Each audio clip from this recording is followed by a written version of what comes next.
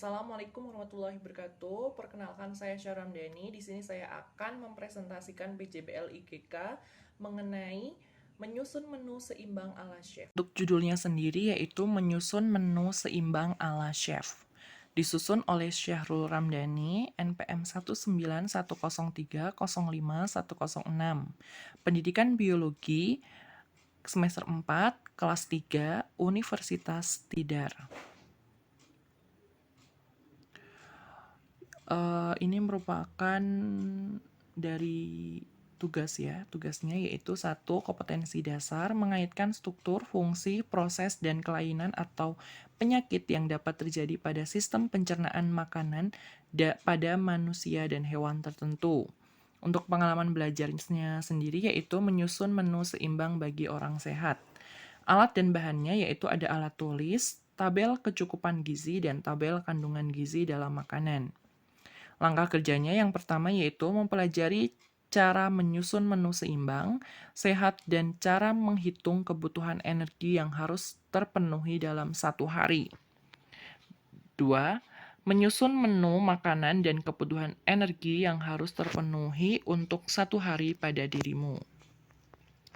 Nah, ini merupakan indikator yang akan kita bahas di presentasi kali ini. Yang pertama ada tabel menu makanan dan zat yang dikandungnya. Yang kedua yaitu analisis data hasil pengamatan. Yang ketiga ada penerapan dalam kehidupan sehari-hari, dan yang terakhir atau yang keempat kesimpulan. Yang pertama, tabel menu makanan dan zat yang dikandungnya. Ini merupakan tabel yang saya buat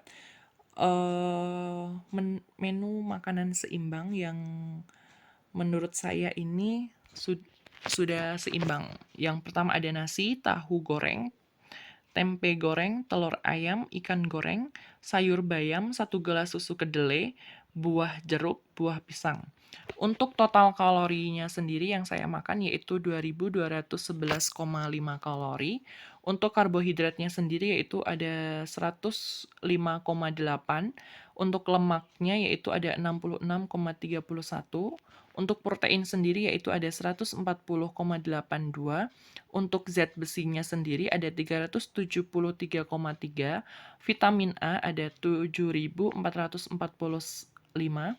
Untuk vitamin C-nya yaitu ada 131,06. Untuk fosfornya ada 100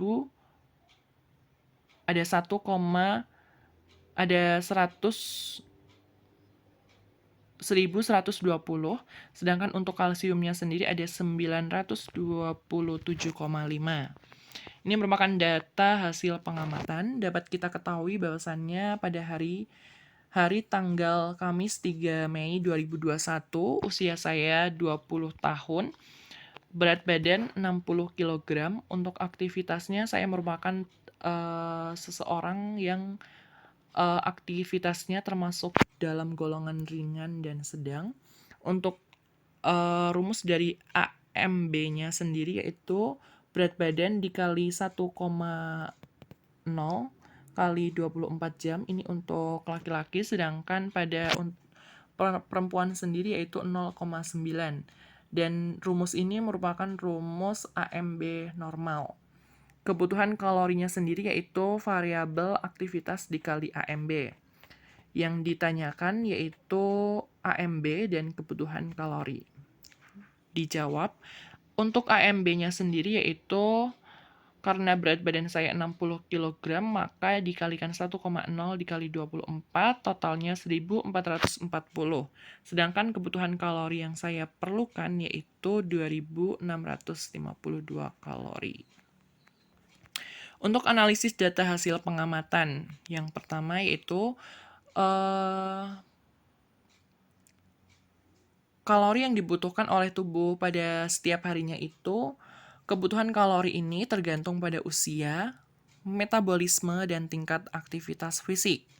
Rata-rata untuk pria dewasa membutuhkan sekitar 2.500 kalori dalam sehari, sementara untuk wanita dewasa yaitu biasanya membutuhkan 2.000 kalori. Untuk asupan kalori yang rendah atau terlalu tinggi sama bisa menyebabkan berbagai masalah kesehatan. Apabila asupan kalori terlalu tinggi, maka tubuh akan menyimpan kelebihan energi dalam bentuk lemak. Kadar lemak tubuh yang berlebihan bisa menyebabkan berbagai macam penyakit, misalnya penyakit jantung. Sebaliknya, apabila asupan kalori terlalu rendah, maka organ tubuh jadi kekurangan energi untuk melakukan fungsinya. Akibatnya terjadi gangguan pada keseimbangan fungsi tubuh yang juga bisa berujung pada berbagai macam penyakit. Kalau ditanya, apakah kebutuhan kalori antara orang yang bekerja berat dengan orang yang bekerja ringan itu sama? Jawabannya berbeda. Karena kebutuhan kalori setiap orang itu berbeda tergantung pada aktivitasnya. Semakin berat aktivitasnya, maka kebutuhan kalori yang dibutuhkan akan semakin besar. Hal ini disebabkan oleh energi yang terbuang saat melakukan aktivitas, sehingga banyak energi yang dikeluarkan. Jadi, kebutuhan kalori itu harus seimbang dengan aktivitasnya. Berdasarkan ilustrasi di atas, maka bisa kita simpulkan bahwasannya kalori antara orang yang bekerja keras dan orang yang bekerja ringan itu berbeda dalam hal kebutuhan kalorinya. Misalkan nih, seorang pengajar guru dengan seorang kuli bangunan yang notabene bekerja keras, itu sudah bisa kita lihat bahwasannya untuk kebutuhan kalorinya itu akan lebih besar orang yang kuli bangunan sedang dibandingkan dengan seorang pengajar atau guru, karena kuli bangunan lebih mengeluarkan banyak energi atau lebih mengeluarkan banyak energi dibandingkan dengan seorang guru yang hanya mengajar di dalam ruangan, begitu. Setiap orang mengapa harus mengonsumsi makanan yang seimbang? Karena dengan makan makanan yang gizinya seimbang akan lebih menyehatkan tubuh. Hal ini, zat-zat penting yang diperlukan oleh tubuh akan terpenuhi. Makanan bergizi seimbang akan mensuplai tubuh manusia dengan zat pembangun, zat tenaga, dan zat pengatur sesuai dengan kebutuhan. Yang harus dilakukan jika menu yang kita makan setiap harinya melebihi dari menu yang dianjurkan. Apa sih yang harus kita lakukan? Yang harus kita lakukan ketika kita makan melebihi dari menu yang dianjurkan, yang pertama yaitu dengan cara berolahraga. Karena dengan cara olahraga ini kita akan mengurangi jumlah kalori yang kita makan agar kalori tersebut seimbang. Karena dengan kita melakukan olahraga, kita akan menghasilkan atau akan mengeluarkan energi, sehingga nantinya dari sisa-sisa energi itu kita akan membutuhkan kalori, begitu. Selanjutnya, yaitu penerapan dalam kehidupan sehari-hari. Kecukupan gizi setiap orang berbeda-beda tergantung pada umur, berat badan, dan pekerjaannya. Untuk itu, diperlukan penyusunan menu seimbang dalam keluarga yang sesuai dengan kecukupan gizi yang dianjurkan. Makanan yang bergizi tidak harus mahal, sehingga setiap keluarga dapat menyesuaikan menu sehari-hari dengan biaya hidupnya meski terbatas. Selain itu, menurut Kementerian Kesehatan Republik Indonesia, ada 10 pedoman gizi seimbang yang perlu dipahami, yaitu biasanya mengonsumsi aneka ragam makanan pokok, batasi konsumsi panganan manis, asin, dan berlemak, dan lakukan aktivitas fisik yang cukup dan pertahankan berat badan ideal. Jadi, perlu kita ketahui bahwasannya kita sebagai makhluk hidup yang dianugerahi oleh Allah lebih sempurna ya daripada makhluk hidup yang lainnya. Kita harus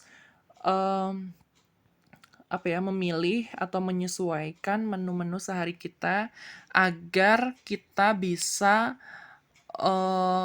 tercukupi dalam hal gizi. perlu kita garis bawahi juga bahwasannya makanan yang bergizi ini tidak harus mahal. Karena, setiap orang itu bisa menyesuaikannya dengan, biaya kehidupan sehari-harinya. Contohnya nih, eee, makanlah makanan yang 4 sehat 5 sempurna. Nah, kan untuk yang berbahan protein itu kan banyak sekali nih, mulai dari yang mahal sampai yang murah. Kayak tempe itu kan mungkin bisa beli, kita dapatkan. Nah, tapi kita juga harus, dalam hal makanan itu kita juga harus memilah dan, tidak boleh berlebih-lebihan, karena yang berlebih-lebihan itu tidak baik dan jika kekurangan juga akan menyebabkan penyakit, gitu. Jadi, kalau bisa ya seimbang, begitu. Kesimpulan dari hasil presentasi saya yaitu gizi seimbang merupakan, makanan yang berkualitas dalam jumlah dan proporsi yang sesuai sehingga dapat memenuhi kebutuhan gizi sehari-harinya guna memelihara dan memperbaiki sel tubuh dan proses kehidupan serta pertumbuhan dan perkembangan secara optimal. Menu adalah susunan makanan atau hidangan yang dimakan oleh seseorang untuk sekali atau untuk sehari menurut waktu makan.